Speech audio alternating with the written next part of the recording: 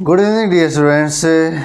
आज फिर हम आपके लिए एक बड़ा ही इम्पोर्टेंट टॉपिक लेकर के आए हैं जो कि एग्ज़ाम के पॉइंट ऑफ व्यू से बहुत ही महत्वपूर्ण है और स्कोरिंग भी है, और इसमें से भी आपको क्वेश्चन देखने को मिल सकता है। देखिए, टाइटल है इसका हेरिडिटी।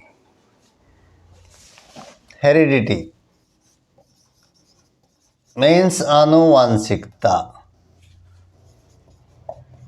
आनुवांशिकता, जैसा कि आप यहाँ से देख पा रहे हैं, आनुवांशिकता वंश यानी एक पीढ़ी से दूसरी पीढ़ी के अंदर जो आनुवांशिक पदार्थ का स्थानांतरण होता है उसको हम आनुवांशिकता बोलते हैं।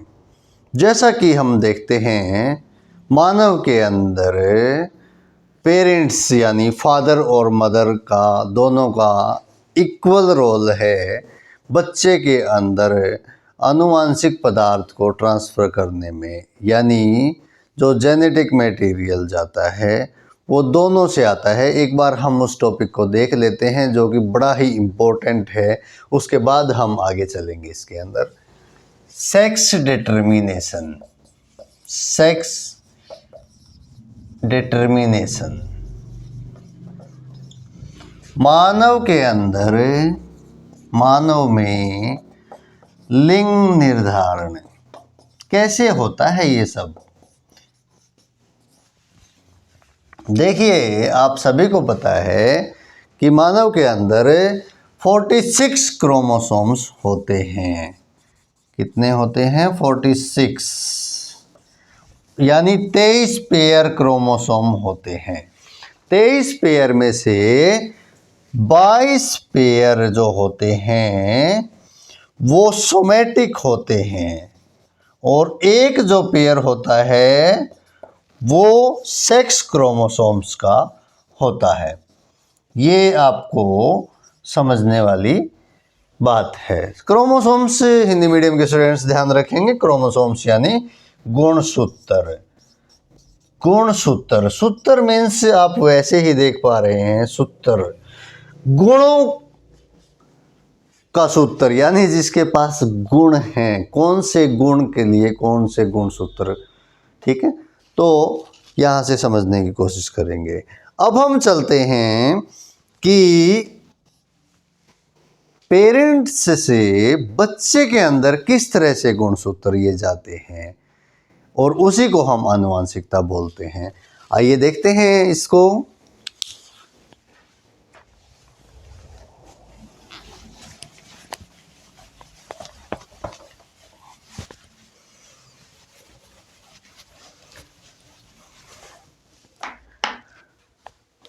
नर के अंदर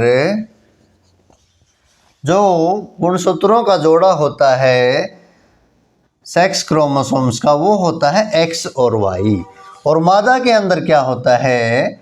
एक्स और एक्स। तो जब मेटिंग होती है तो इनके युग्मक यानी एक एक्स और एक वाई, और इसी तरह से मादा के एक्स और एक्स पार्टिसिपेट करते हैं। तो इनके पार्टिसिपेशन में फिर बच्चे के अंदर एक नर से जाएगा युग्मक, एक मादा से जाएगा। तो क्या क्या चांसेस रहते हैं हम ये देख लेते हैं। देखिए, यहाँ पर ये जो x है ये इसके x से जुड़ सकता है, तो ये x और x बन जाएगा। ये x इस x से भी जुड़ सकता है, तो यहां पर क्या हो जाएगा? ये x। ये y इस x से जुड़ सकता है, तो यहां पर हो जाएगा xy, और ये y इस x से भी जुड़ सकता है, तो यहाँ पर क्या हो जाएगा? xy। इस तरह से हम देखते हैं कि दोनों से, नर से भी और मादा से भी, दोनों से युग्मक पार्टिसिपेट करते हैं, और उन युग्मकों का एक नर का युग्मक और एक मादा का युग्मक जुड़ करके यहाँ पर पेयर बनाएगा गुणसूत्र, और वही डिसाइड करेगा कि वो मादा होगी या नर होगा। यानी जो XX वाले हैं वो मादा और जो XY वाले हैं वो नर होंगे। यानी XY 50% नर और 50% मादा के चांसेस होते हैं। अब यहाँ पर ये सवाल क्लियर हो जाता है कि नर पैदा होने के लिए यानी पुरुष पैदा होने के लिए पुरुष ही जिम्मेवार होता है, जो कि समाज के अंदर गलत धारणा है कि औरत जिम्मेदार है, औरत नहीं नर। क्योंकि नर के अंदर XY होता है और Y जो क्रोमोसोम है उसी से पुरुष होने के चांसेस होते हैं। XX से तो मादा ही होगा। तो इस तरह से ये बड़ा ही इम्पोर्टेंट क्वेश्चन है और बिल्कुल इजीली आपको 2 लाइन, ये जाइगोट यानी भ्रूण, तो इस तरह से इसको आप गैमेट भी लिख सकते हैं। इस तरह से आपका ये शॉर्ट आंसर टाइप क्वेश्चन तैयार हो जाता है। कुछ भी नहीं है इसके अंदर, आपको केवल इतना ही याद रखना है, वेरी सिंपल। तो यहाँ से अब देख करके हमें ये पता चल गया है कि किस तरह से युग्मकों का स्थानांतरण होता है, क्रोमोसोम के पेयर से कैसे आते हैं, कैसे मिलते हैं और कैसे फिर अगली संतान पैदा होती है।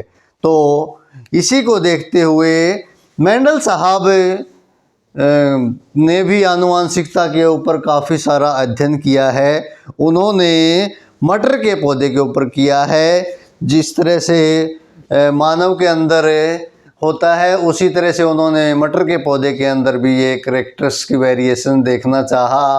तो आइए उसके बारे में भी हम डिस्कस कर लेते हैं।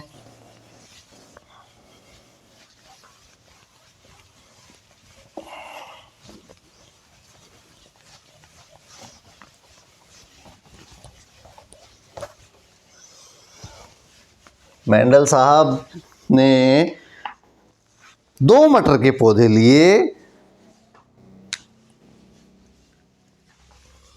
एक पौधा मटर का जो था वो लंबा था और एक पौधा बौना था। टी यहाँ पर जो हम यहाँ दिखा रहे हैं ये टॉल के लिए है और स्मॉल टी यानी ये रिसेसिव है, बोने के लिए है, इसके विपरीत है। टी डोमिनेंट है, कैपिटल टी डोमिनेंट है, यानी इसका प्रभाव दिखाई देगा। जहां पर छोटा टी होगा वो रिसेसिव होगा, यानी उसका कोई प्रभाव दिखाई नहीं देगा।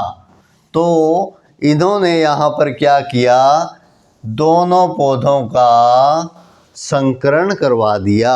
सबसे पहले युग्मक अलग होंगे, अगर देखा जाए हम टेक्निकली बिल्कुल चलेंगे, आप ध्यान रखना इस चीज़ का, किताब से भी ज़्यादा हम आपको खोल करके बताएंगे इसके अंदर। तो यहाँ पर ये युग्मक आएंगे। अब ये टी एक युग्मक यहाँ से और एक युग्मक यहाँ से दोनों मिलेंगे, तो चांसेस क्या है इसके, इसका फिर भी टी बनेगा। हम आपको करके दिखा देते हैं ताकि आप पजल ना हो। देखिए कैसे, टी जैसे कि मानव के अंदर भी हमने किया था, टी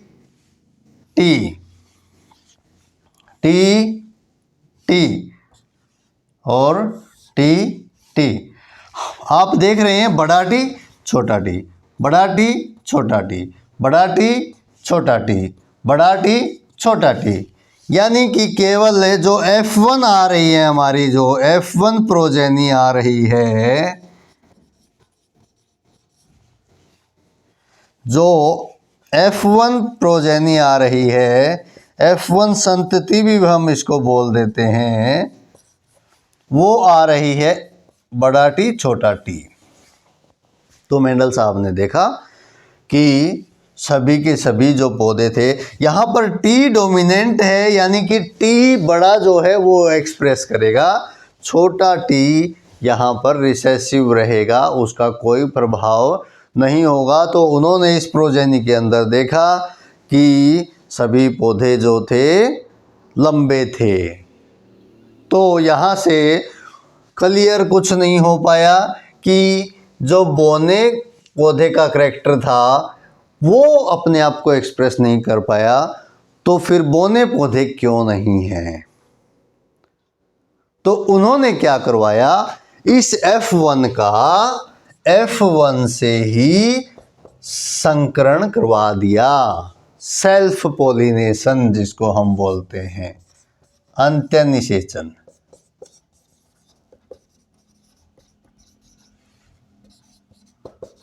आपस में इसका निषेचन करवाया।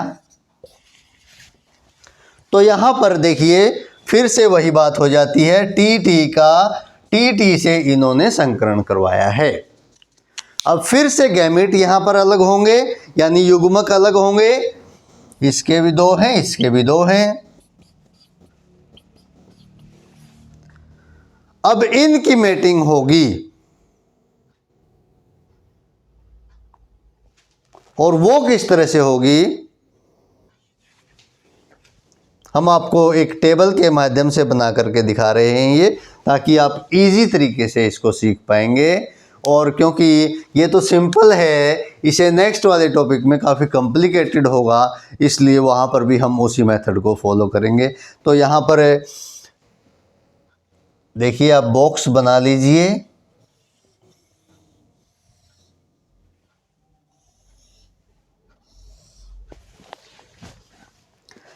क्योंकि यहाँ पर एक टी यहाँ ले लिया हमने, एक टी यहाँ ले लिया, एक ये वाला टी यहाँ ले लिया और ये वाला टी यहाँ ले लिया। इस तरह से हम यहाँ पर इनका संकरण करवाएंगे।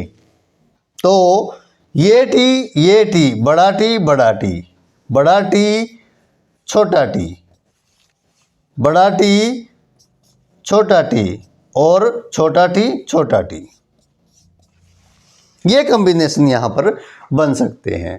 अब हमें पता है कि जहाँ पर बड़ा टी आ जाएगा वहाँ पर वही करैक्टर डोमिनेंट होगा, यानी उसी का प्रभाव होगा।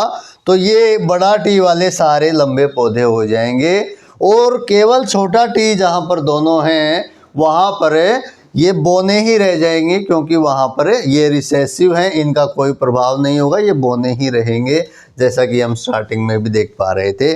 तो यहाँ पर 3 पौधे लंबे और 1 पौधा बोना रह जाएगा, ये इसका जीनोटाइप होगा, जीनोटाइप। अब ये जीनोटाइप क्या है, फिनोटाइप क्या है, इसके बारे में हम थोड़ा सा ब्रीफ में हम देख लेते हैं। जैसा कि फिनोटाइप क्या होता है और जीनोटाइप क्या होता है। अब देखिए कि एक गोरा बच्चा पैदा हो गया। अब गोरा बच्चा पैदा हो गया यानी उसका ये जीनोटाइप है। अब गोरा बच्चा धूप के अंदर काम करता है और उसका रंग काला हो गया, यानी उसके ऊपर वातावरण का प्रभाव पड़ गया।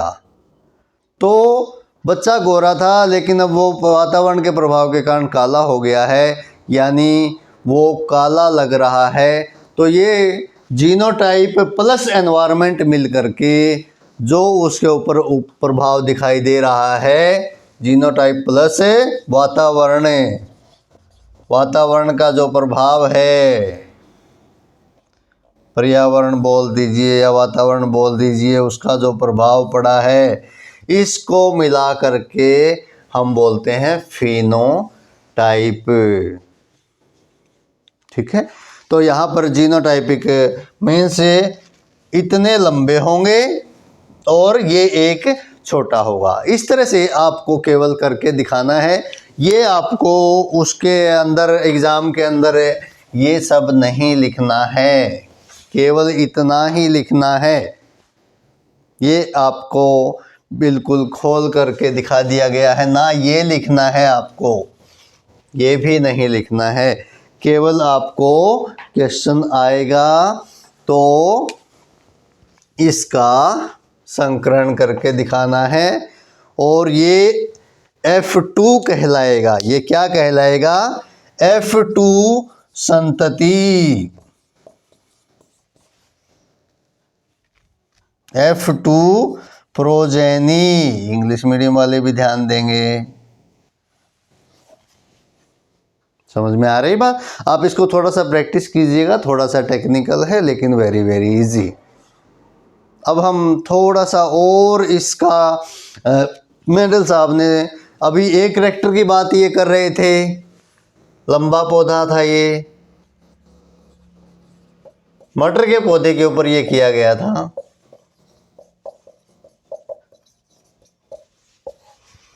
और ये बोना पौधा था। अब यहां पर एक ही कैरेक्टर को इन्होंने स्टडी किया तो निकल करके आया। हम दोबारा से फिर देख लेते हैं इसके अंदर कि टी और टी, यानी ये जो युग्म था ये लंबे पौधे के लिए था। युग्म यानी जोड़ा, युग्मक में से युग्म में से युग्मक यानी एक आएगा नीचे नेक्स्ट जनरेशन के लिए। एक दोनों अलग अलग हो गए, ये युग्मक बन गए।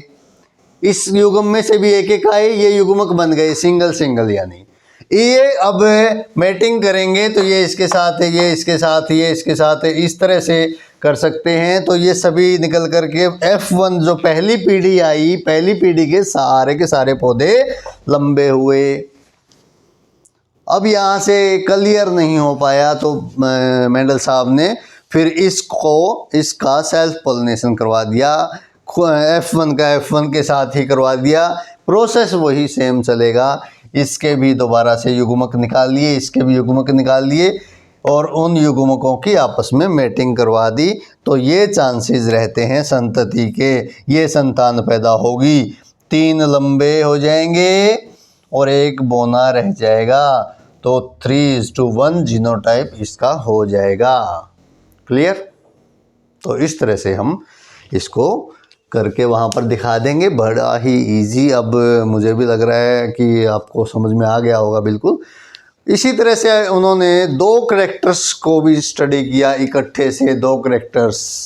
देखिए, आइए देख लेते हैं। बड़े ही इम्पोर्टेंट तीनों टॉपिक इम्पोर्टेंट हैं जो हम अभी कर रहे हैं।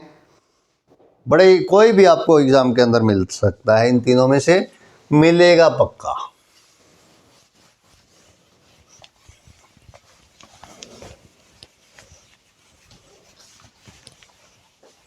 अब जो आएगा वो लगेगा टिपिकल, बट टिपिकल है नहीं।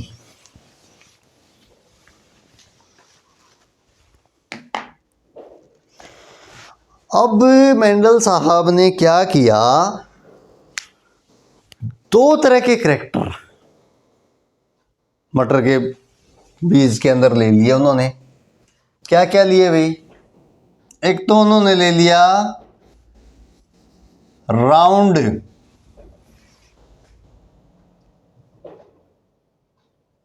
यानी गोल,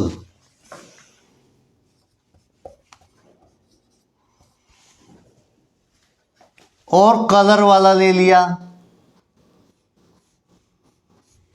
येलो कलर हो गया, पीला। राउंड का जो रिसेसिव है वो यहां पर झुर्रीदार,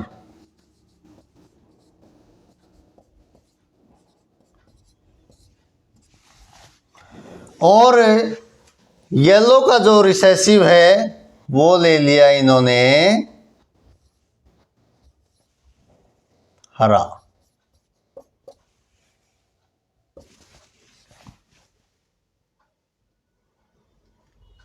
देखिए, बड़ा ही इंटरेस्टिंग चलेगा। लेकिन जो लॉ ऑफ इनहेरिटेंस है आप उसको ज़रूर फॉलो कीजिएगा, क्योंकि जोड़े में से जो युग्मक निकलेगा वो एक ही आएगा। दो नहीं आएंगे, दो आएंगे तो गड़बड़ हो जाएगी, वो पॉसिबल नहीं है। तो यहाँ पर हम देखते हैं मेंडल साहब ने देखा युग्मक अलग हो रहे हैं। अब युग्मक अलग हो रहे हैं तो इस जोड़े में से एक आएगा भाई, गोल वाले में से, हरे वाले में से एक आएगा भाई। इसी तरह से झुर्रीदार वाले इसमें से एक आएगा भाई युग्मक, और पीले में से भी एक आएगा भाई। ठीक है, तो F1 जो प्रोजेनी होगी, F1 प्रोजेनी के अंदर, F1 संतति के अंदर R छोटा r बड़ी वाई, ये प्रोजेनी वहां पर पहली संतान जो पैदा हुई इन दोनों करैक्टर वाले पौधे की, वो क्या थी? गोल और पीला। गोल और पीला क्यों? गोल R डोमिनेंट था, R का प्रभाव रहेगा, और Y पीला डोमिनेंट था, Y का प्रभाव रहेगा। इनका प्रभाव छोटा और छोटे y का कोई प्रभाव नहीं होगा, ये रिसेसिव माने जाएंगे। तो यहाँ पर जो पहली संतति आई वो सभी जो पौधे आए वो आए गोल और पीले। अब यहाँ से कुछ भी क्लियर नहीं हो पाया कि हमने इतने सारे कैरेक्टर्स का आपस में संकरण करवाया और निकल करके आ रहा है केवल 2 कैरेक्टर। तो फिर मेंडल साहब ने वही जैसे कि लंबे वाले पौधे के अंदर किया था, सेम यहाँ पर भी उन्होंने किया।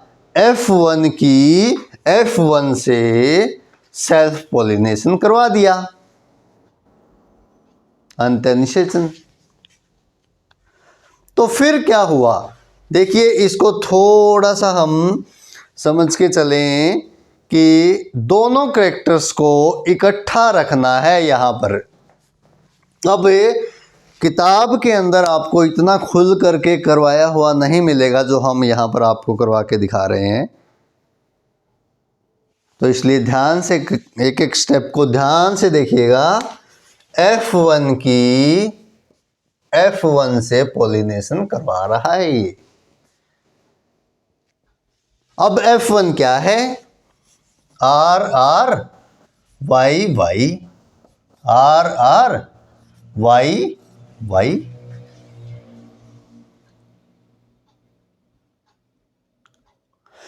अब यहां से गैमीट्स निकलने हैं।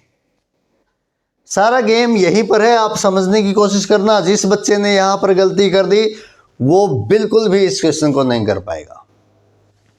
सारा गेम यहीं पर है। देखिए, यहां पर अब F1 में से गैमीट्स कैसे निकालोगे आप F2 प्रोजेनी के लिए? जो इसको समझ गया उसके लिए बड़ा ही इजी हो जाएगा। देखिए बेटा, एक R और एक Y लेना है आपको। मैंने पहले ही बताया कि इसमें से एक का होना अति आवश्यक है। बड़ा R आ गया, बड़ा Y आ गया। अब कितनी पॉसिबिलिटीज हैं वो भी आपको देखनी है, ध्यान भी रखना है।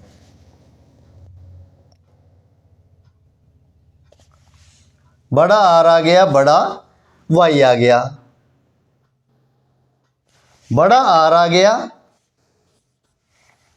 छोटा Y आ गया, छोटा R आ गया, बड़ा Y आ गया, छोटा R आ गया, छोटा Y आ गया। 4 पॉसिबिलिटीज यहां पर बनेंगी। इसी तरह से इसका है, बड़ा R बड़ा Y, वही बॉक्स सिस्टम जैसे कि पिछले क्वेश्चन में हमने किया था, आप यहां पर भी बनाएंगे। बड़ा R बड़ा वाई, बड़ा आर छोटा वाई, छोटा आर बड़ा वाई, छोटा आर छोटा वाई। और कोई कॉम्बिनेशन नहीं बनता है। एक एक निकल कर आ गए, एक इसमें से निकल कर के आया, एक इसमें से निकल कर आया, फिर इसमें से दूसरे वाला, इसमें से दूसरे वाला। तो इस तरह से 4 पॉसिबिलिटीज आप यहाँ पर देख पा रहे हैं, बनती हैं, संभावनाएं बनती हैं।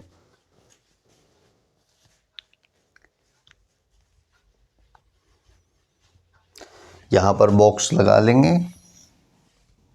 अब कुछ नहीं है, 50% से ऊपर ये सॉल्व हो चुका है हमारा। देखिए,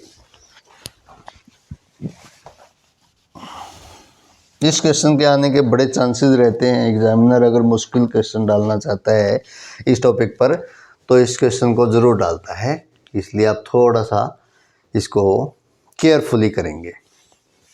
देखिए, इसका इसके साथ आर आर बड़ा है दोनों, और वाई वाई बड़े हैं दोनों। बड़ा आर बड़ा वाई छोटा वाई, बड़ा आर छोटा आर, बड़ा वाई बड़ा वाई, बड़ा आर छोटा आर, बड़ा वाई छोटा वाई, बड़ा आर बड़ा आर छोटा वाई, बड़ा आर छोटा वाई छोटा वाई, बड़ा आर छोटा आर, बड़ा वाई छोटा वाई, बड़ा आर छोटा आर, छोटा वाई छोटा वाई, छोटा आर, बड़ा वाई, बड़ा आर छोटा आर, बड़ा वाई छोटा वाई, बड़ा, यहाँ पर देखिए, छोटा आर, बड़ा वाई। आपको अपने आप से कुछ नहीं करना, जो दिखाई दे रहा है वो लिखना है बस ये ध्यान रखेंगे कि आर के साथ आर रखें और वाई के साथ वाई रखें, ताकि आप कंफ्यूज ना हो, और वैसे भी जोड़े में ही चलेगा। बड़ा आर छोटा आर, बड़ा वाई छोटा वाई, बड़ा आर छोटा आर, छोटा वाई छोटा वाई, बड़ा छोटा आर, बड़ा वाई छोटा वाई, और छोटा आर छोटा वाई छोटा वाई। वेरी सिंपल, हमने इसको कर लिया है बहुत ही इजी तरीके से।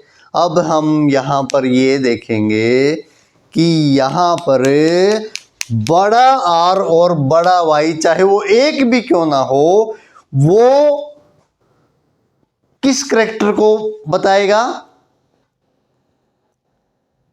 डोमिनेंट है बड़ा आर, डोमिनेंट है बड़ा वाई, तो यानी कि वो बीज गोल और पीला होगा।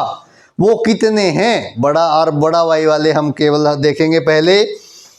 एक इसके अंदर भी है, एक इसके अंदर भी है, 2 हो गए। एक इसके अंदर, ये वाई भी बड़ा, 3 हो गए। इसके अंदर भी है, 4 हो गए। इसके अंदर भी 5। इसके अंदर वाई छोटे हैं, नहीं चलेंगे। यहाँ पर है 6, यहाँ पर नहीं चलेगा क्योंकि वाई छोटे हैं। यहाँ पर 7, यहाँ पर 8 और यहाँ पर 9।